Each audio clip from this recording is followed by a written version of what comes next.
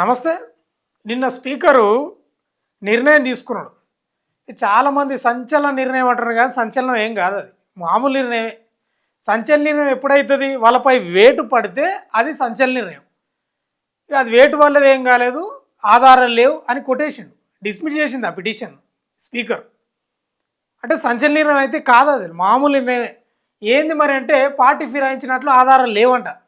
అంటే వాళ్ళు పోయి కండువా కప్పుకున్నాయి, ఇవన్నీ ఏఐ వీడియోలు అనుకుంటా, నాకు తెలిసి ఏఐ ఫోటోలో లేకపోతే వీడియోలు అనుకోవాలి మనం, అంతే కదా. ఈ మధ్యకాలంలో కూడా ఏఐ నడుస్తుంది కదా, ఆర్టిఫిషియల్ ఇంటెలిజెన్స్. ప్రసాద్ కుమార్ కూడా అదే అనుకున్నట్టున్నాడు, ఇది ఏఐ ఫోటోలు, ఇవి ఏఐ వీడియోలు అనుకున్నాడేమో. ఆధారాలు లేవంట. ప్రజాస్వామ్యాన్ని నిలువున పట్టపగలే దోపిడీ ఎవరు చేస్తారా అంటే ఈ రాజకీయ నాయకులే చేస్తారు. 100%. 5 ఎమ్మెల్యేల అనాథ పిటిషన్లపై స్పీకర్ కీలక తీర్పట. ఈ ఉదదే కీలక తీర్పే ఉంది అంటే దీనిలో కీలక తీర్పు ఏం కాదు, ఇది ఉత్త తీర్పు అని పెడితే అయిపోతుంది నాకు తెలిసి. గూడెం మైపాల్ రెడ్డి, బండ్ల కృష్ణమోహన్ రెడ్డి, అరికెపూడి గాంధీ, ప్రకాష్ గౌడ్, తెల్ల వెంకట్రావుపై అనర్హత వేటుకు నిరాకరణ. ఇదో పెద్ద వార్త మనకి. ఇక బీఆర్ఎస్ ఎమ్మెల్యేలు దాఖలు చేసిన, నాకు అర్థం కాదండి. ఇప్పుడు వీళ్ళు పార్టీ మారలేదు, సరే మంచి సంతోషం. అభివృద్ధి కోసం పోయినరు ముఖ్యమంత్రి రేవంత్ రెడ్డికి, మంచిదే సంతోషం. మరి బీఆర్ఎస్ పార్టీ ఆఫీస్కి ఎందుకు కూతలేరు, బీఆర్ఎస్ కండువాలు ఎందుకు కప్పుకుంటలేరు, లేకపోతే వాళ్ళని అధినాయకత్వాన్ని ఎందుకు కలుస్తలేరు? ఇవి చాలదా అండి ఆధారాలు? ఇదే రాజకీయం అంటే ఇదే. రాజకీయం వేరు, ఇంకేదో వేరు అంటారు చూడు, అసలైన రాజకీయం ఇదే. బీఆర్ఎస్ ఎమ్మెల్యే దాఖలు చేసిన అనర్హత పిటిషన్లో డిస్మిస్ చేసిండ్రు. ఎవరు? గడ్డం ప్రసాద్ కుమార్ స్పీకర్. పోచారం సంజయ్ కుమార్, కాలే యాదయ్య విచారణ కూడా పూర్తి, నేడు తీర్పు. ఇది కూడా అవుతుంది, ఇది కూడా సంచలన నిర్ణయం ఉంటుంది. వీళ్ళ ముగ్గురిది కూడా, పోచారం సంజయ్ కుమార్, కాలే యాదయ్య, మామూలు నిర్ణయం ఉంటుంది. ఉత్కంఠ, నరాలు తెగే ఉత్కంఠ ఏ ఉండదు. తీర్పు కాపీలను రేపు సుప్రీంకు పంపనున్న స్పీకర్. ఇక మిగిలింది దానం, కడియం విచారణ మాత్రమే. ఇక నిజంగా ఉత్కంఠ రేపేది, నిజంగా నరాలు తెగేది, ఇక నిజంగా గాల్లో నిలబడేది ఏదైనా ఉందంటే దానం కడియం మధ్య వాళ్ళ విచారణకు సంబంధించి తీర్పు ఎప్పుడైతే వస్తుందో అప్పుడు ఉంటుంది. వీళ్ళది ఏమి ఉండదు. బీఆర్ఎస్ సభ్యత రద్దు చేసుకోలేదని కడియం వివరణ, నేటికి వివరణ ఇవ్వని దానం. ఇది ఎట్లుందంటే నేను చెప్పొద్దు ఆ సామెత, కానీ చెప్తలేను, బాగుంటుంది అది చెప్తే. నేను ఇక పార్టీ ఫిరాయింపుల ఆరోపణలు ఎదుర్కొంటున్న 5 బీఆర్ఎస్ ఎమ్మెల్యేలపై ఎలాంటి ఆధారాలు లేవని అసెంబ్లీ స్పీకర్ గడ్డం ప్రసాద్ కుమార్ తేల్చారు. ఎమ్మెల్యేలు గూడెం మైపాల్ రెడ్డి పటాన్చేరు, బండ్ల కృష్ణమోహన్ రెడ్డి గద్వాల, అరికెపూడి గాంధీ షేర్లింగంపల్లి, ప్రకాష్ గౌడ్ రాజేంద్ర నగర్, తెల్ల వెంకట్రావు భద్రాచలం ఇప్పటికీ బీఆర్ఎస్ పార్టీలో ఉన్నారని, వాళ్ళు ఏ పార్టీ ఫిరాయించినట్టు ఆధారాలు లేవని స్పష్టం చేశారు. ఎంత ఎవరిని అవలగాలం చేస్తారో నిజంగా అర్థం కాదు రాజకీయ నాయకులు. వీళ్ళు ప్రమాణాలు చేస్తారు, మీకు తెలుసు, ప్రమాణ స్వీకారం చేస్తారు. ఉత్తరే అది నిజంగా ఆ రోజే బొడిగ విసికి చంపేస్తారు. ప్రమాణం చేసిన నాడే రాజ్యాంగాన్ని బొడిగ విసికి చంపేస్తారు వీళ్ళు. ఇంతనా దరిద్రం. రైట్. ఈ 5 ఎమ్మెల్యేలపై బీఆర్ఎస్ నేతలు దాఖలు చేసిన అనర్హత పిటిషన్లను డిస్మిస్ చేశారు. ఈ మేరకు ట్రిబ్యునల్ చైర్మన్ హోదాలో స్పీకర్ తీర్పు వెలువరించారు. బుధవారం మధ్యాహ్నం అసెంబ్లీలోని ట్రిబ్యునల్ కోర్టులో పిటిషన్దారులు ఆ ఫిరాయింపు ఆరోపణలు ఎదుర్కొంటున్న ఎమ్మెల్యేల తరపు అడ్వకేట్ల సమక్షంలో స్పీకర్ ఒక్కో పిటిషన్పై విడివిడిగా తీర్పిచ్చినట. ఈ 5 ఎమ్మెల్యేలు ఇప్పటికీ బీఆర్ఎస్లోనే కొనసాగుతున్నట్టు బలమైన ఆధారాలు ఉన్నాయని, అదే సమయంలో కాంగ్రెస్లో చేరారనేందుకు ఎలాంటి రుజువులు లేవని తేల్చారు. అందుకే ఆ 5పై అనర్హత వేటు వేయలేమని స్పష్టం చేశారు. దీంతో వీళ్ళంతా అనర్హత వేటి నుంచి తప్పించుకున్నట్టు అయింది. సరే తప్పించుకున్నారు కదా, ఇప్పుడన్నా ఓన్రి, మరి ఇప్పుడన్నా పోయి బీఆర్ఎస్ ఆఫీస్కు, లేకపోతే మీ కేటీఆర్నో, కేసీఆర్నో, హరీష్ రావునో, లేకపోతే కండువలన్నా కప్పుకోరు. మరి ఇప్పుడన్నా అది మాత్రం కప్పుకోరు.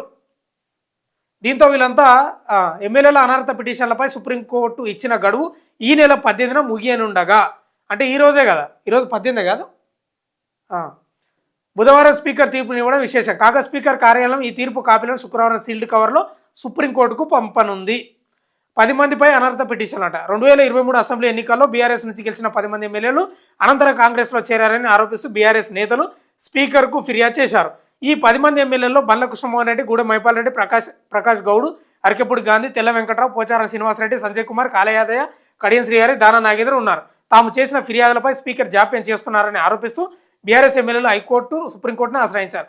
ఈ క్రమంలో ఈ నెల 18లోగా స్పీకర్ విచారణ పూర్తి చేసి నివేదిక ఇవ్వాలని సుప్రీంకోర్టు ఆదేశించింది. దీంతో స్పీకర్ గడ్డం ప్రసాద్ 10 మంది ఎమ్మెల్యేలకు నోటీసులు ఇచ్చి విచారణ చేపట్టారు. అయితే వీరిలో కడియం శ్రీహరి, దానా నాగేంద్ర మినహా మిగిలిన 8 మంది ఎమ్మెల్యేలు వివరణ ఇచ్చారు. దీంతో ఆ ఎమ్మెల్యేలపై 3 విడతలుగా స్పీకర్ విచారణ జరిపారు. ఫిరాయింపు ఆరోపణలు ఎదుర్కొంటున్న ఎమ్మెల్యేలతో పాటు వారి తరపు అడ్వకేట్లను, అలాగే వీరిపై అనర్హత పిటిషన్లు వేసిన బీఆర్ఎస్ ఎమ్మెల్యేలు జగదీష్ రెడ్డి, పల్లా రాజేశ్వరరెడ్డి, కేపీ వివేకానంద, కల్వకుంట్ల సంజయ్తో పాటు వారి తరపు అడ్వకేట్లను విచారించారు. ఇరు వర్గాలు ఇచ్చిన వీడియో క్లిప్పులను, ఫోటోలను, పత్రికల్లో వచ్చిన వార్తలను, ఇతర ఆధారాలను నిశితంగా పరిశీలించారు. ఈ క్రమంలో 5 ఎమ్మెల్యేలకు సంబంధించి స్పీకర్ బుధవారం తీర్పు వెల్లడించారు.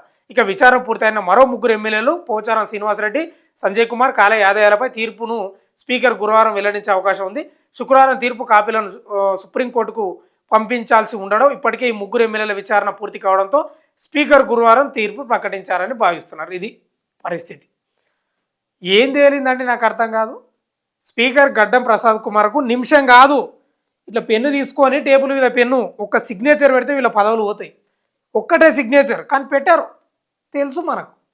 ఇక వీళ్ళే రాజ్యాంగాన్ని కాపాడుతున్నట్లు, ప్రజాస్వామ్యాన్ని కాపాడుతున్నట్లు అనుకుంటారు. కానీ నిజంగా ప్రజాస్వామ్యాన్ని కూని వేసేది, రాజ్యాంగాన్ని బొండిగా విసికి చంపేది వీళ్ళే. నిజంగా సామాన్యులే రాజ్యాంగాన్ని కాపాడేది, రాజ్యాంగాన్ని గౌరవించేది, ప్రజాస్వామ్యాన్ని కాపాడేది కాదా? స్పీకర్ గడ్డం ప్రసాద్ కుమార్ ఈరోజు కాంగ్రెస్ మనిషి కాబట్టి ఆయన నిర్ణయం తీసుకోలేకపోతున్నాడు. ఎవరికి చెప్తారు ఈ కాకమ్మ కథలు? ఏం కథలు? ఎప్పుడు జరిగినాయి? జరుగుతూనే ఉన్నాయి ఫిరాయింపు ఎమ్మెల్యేలకు సంబంధించి. కానీ ఆ ఫోటోలు దొరికినాయి. వాళ్ళు బీఆర్ఎస్ పార్టీకి పోతలేరు, బీఆర్ఎస్ కండువలు ఉంటలేవు, అసెంబ్లీలో కూడా బీఆర్ఎస్ వాళ్ళ పక్కన కూడా లేరు వాళ్ళు. ఇవన్నీ ఆధారాలు ఉన్నాక కూడా ఆధారాలు లేవు అని మనల్ని నిజంగా ఓట్లు వేసిన ప్రజలని ఏమనాలో మీరే అర్థం చేసుకోవాలి. తీర్పు రాగానే కడియం వివరణ అంట ఏందో దానా నాగేంద్ర, కడియం శ్రీహరి అఫిడవిట్లు దాఖలు చేయకుండా స్పీకర్ను మరింత గడువు కోరారు. అయితే 5 ఎమ్మెల్యేలపై స్పీకర్ తీర్పు ఇచ్చిన అనంతరం బుధవారం సాయంత్రమే కడియం తన అఫిడవిట్ సమర్పించారు. తాను బీఆర్ఎస్ సభ్యత్వం రద్దు చేసుకోలేదని, ఇంకా అదే పార్టీలో కొనసాగుతున్నానని అందులో పేర్కొన్నారు. ఆ వెంటనే స్పీకర్ దాన్ని కడియంపై ఫిర్యాదు చేసిన బీఆర్ఎస్ ఎమ్మెల్యే కేపీ వివేకానందకు పంపించారు. దీనిపై ఆయన వివరణను స్పీకర్ తీసుకోనున్నారు. ఇక ఇప్పటికీ అఫిడవిట్ సమర్పించనిది దాన నాగేందర్ ఒక్కరే. తాను స్పీకర్ను మరింత గడువు కోరానని ఇప్పటికే ఆయన స్పష్టం చేశారు. ఇక బీఆర్ఎస్లోనే ఉన్నామని ఆ ఎమ్మెల్యేలు చెప్తున్నారు. ఇక చదివినా కూడా గదే ఉంటుంది. కానీ ఇక మొత్తం మీద అయితే ఈరోజు పోచారం శ్రీనివాసరెడ్డి, కాళ యాదయ్య, సంజయ్ వీళ్ళ తీర్పు కూడా వస్తుంది. వీళ్ళ తీర్పు కూడా ఏం లేదు, వీళ్ళు పార్టీ మారిండ్రు అనడానికి ఆధారాలు లేవు అని చెప్తారు స్పీకర్. ఇంకా ఉత్కంఠ రేపేది ఇద్దరి మీదనే, కడియం శ్రీహరి, దానా నాగేందర్. ఇంకా కడియం శ్రీహరి కూడా నా అంచనా, లేకపోతే రాజకీయ విశ్లేషకులు చెబుతున్న అంచనా ప్రకారం ఆయన కూడా తప్పించుకునే పరిస్థితి ఉంటుంది. ఇంకా తప్పించుకోలేనిది ఎవరైనా ఉన్నారా అంటే దానా నాగేందర్. ఇంకా ఆయన తీర్పు ఎప్పుడైతే అంటే ఆయనది ఈయనది ఇద్దరిది ఒకటేసారి వస్తుందేమో మరి, కడియం శ్రీహరిది, దానా నాగేందర్. వీళ్ళ తీర్పు వచ్చే క్రమంలో నిజంగా ఉత్కంఠ రేపుతుంది, నరాలు దిగుతాయి. ఇప్పుడైతే ఏం దిగలేదు, సుతిల్ దారాలు కూడా ఏం దిగలేదు. నిజంగా ఇప్పుడు సుతిల్ దారాలు కూడా తెగలే, ఇంకా అప్పుడు నరాలు దిగుతాయేమో చూడాలి. కానీ ఏదేమైనా ఈ యొక్క వార్తలను, వీళ్ళ యొక్క నాటకాలను, స్పీకర్ నాటకాలను, లేకపోతే ప్రభుత్వ నాటకాలను ఇవన్నీ చూస్తే నిజంగా ఈరోజు సుప్రీంకోర్టుకి అధికారం ఉంటే ఈ అనర్హతకు సంబంధించిన ఎమ్మెల్యేలు ఒక పార్టీ నుంచి గెలిచి ఇంకో పార్టీలోకి పోయిన వాళ్ళ మీద చర్యలు తీసుకోవాలంటే వీళ్ళు ఎప్పుడో మాజీలు అవుతుండ్రు, మళ్ళీ ఉప ఎన్నికలు ఇప్పటికీ అయిపోతుండే. కానీ లేదు, ఏం చేస్తాం? అందుకే కదా న్యాయ వ్యవస్థ మీద నమ్మకం పెట్టుకునేది. అందుకే ఈ రాజకీయ నాయకుల మీద, స్పీకర్ల మీద, ఈ రాజ్యాంగ వ్యవస్థ మీద నమ్మకం లేవు పొలిటికల్ సర్కిల్లో. అందుకే న్యాయ వ్యవస్థ దగ్గరికి పోయేది. అందుకే ఇవాళ ఇదే అంశం న్యాయ వ్యవస్థ దగ్గర తేలేదు ఉంటే ఒక్కటే తీర్పుతో కథమైపోతుంది. ఇక వాళ్ళ దగ్గర అవకాశం లేదు కాబట్టి వీళ్ళు తమాషాలు చేస్తున్నారు. ఇది పరిస్థితి. నేను ఏం చెప్పదలుచుకున్నా అంటే ఒకటే మాట చివరిగా, రాజ్యాంగాన్ని, ప్రజాస్వామ్యాన్ని కాపాడేది మనము, సామాన్యమైన ప్రజలం, ఓటర్లము. నిజంగా ప్రజాస్వామ్యాన్ని, రాజ్యాంగాన్ని కూని చేసేది, దొంగతనం చేసేది ఇదే స్పీకర్ గారు కానీ, లేకపోతే రాజకీయ నాయకులు కానీ ప్రమాణం చేసేటోళ్ళు 100% వీళ్ళే నాశనం చేస్తున్నారు అనేది స్పష్టంగా నేను చెప్పదలుచుకున్నా. చూస్తూనే ఉండండి మన తొలి వెలుగు.